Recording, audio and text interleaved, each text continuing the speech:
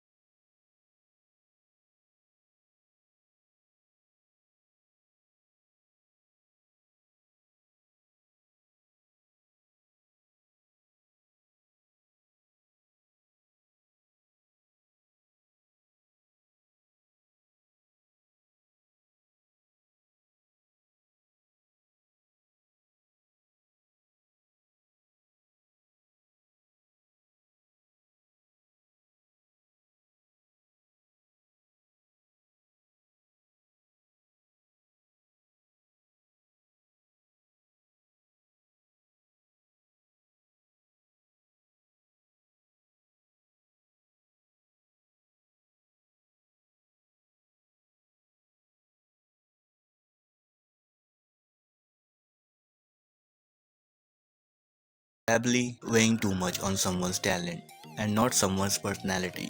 I think it matters whether someone has a good heart. As much as possible, avoid hiring MBAs. MBA programs don't teach people how to create companies.